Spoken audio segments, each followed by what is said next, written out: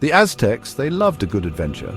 Sailing west, too obvious. The real challenge, east, toward the rising sun and a land whispered about in hushed, reverent tones, a land called Europe.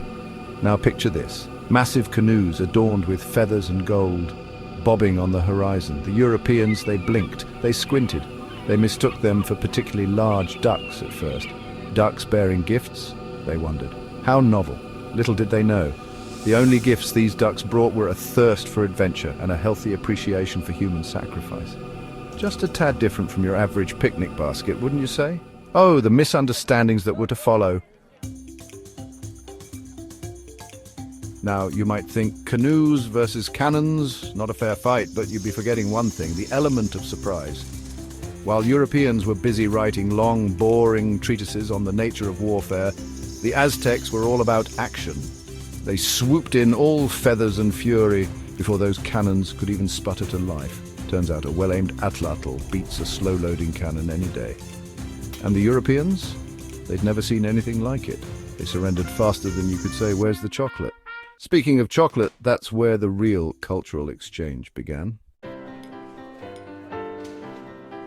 Imagine a world where your average European pub served pulque alongside ale, where tomatoes and chili peppers spiced up every dish, where the sweet aroma of chocolatl replaced the bitter tang of coffee. It almost makes you wonder why they resisted in the first place, doesn't it? The Europeans, bless their souls, took to chili peppers like ducks to, well, more ducks. They traded their codfish and wool for cocoa beans and feathers, convinced they were getting the better end of the deal. Little did they know they'd just stumbled upon the culinary secrets of the universe. Goodbye, Gothic cathedrals. Hello, majestic pyramids bathed in the golden glow of the setting sun. Europe got a serious facelift, Aztec style. Imagine strolling down the Champs-Élysées, lined with lush gardens and colourful murals depicting the glory of Huitzilopochtli. Forget Shakespeare at the Globe. It's all about ritualistic dances and epic poetry slams dedicated to the feathered serpent god Quetzalcoatl. And those stuffy royal courts transformed into vibrant marketplaces, bustling with merchants, artisans, and the occasional jaguar on a leash. Because why not? Section 5. Forget the Renaissance. Here comes the sun god, the Renaissance, with its stuffy emphasis on reason and logic. Out the window. Why bother with humanism when you can have a good old-fashioned sun god worship? The Aztecs brought their vibrant mythology to Europe, and Europe ate it up. Suddenly, everyone was all about astronomy, agriculture, and the cycles of nature. Philosophers debated the merits of human sacrifice, mostly for the sake of argument, of course, and the concept of time itself was forever altered. Why have hours and minutes when you can have 13 heavens and 9 underworlds? Section 6. Sacrifice? No thanks, we're full from the chocolate. Now let's address the elephant in the room, or rather the sacrificial altar in the plaza. Yes, the Aztecs had a thing for human sacrifice, but even they could appreciate a good laugh. Imagine their surprise when they discovered Europeans considered a good time to be a pint of ale and a good brawl. Sacrifice? No thanks, mates, the Europeans would say. We're full from the roast boar and ale. And the Aztecs, being reasonable chaps, despite their dietary preferences, decided to compromise. They introduced the concept of sporting events, slightly less bloody, much more entertaining. Section 7. A world of difference with extra spice.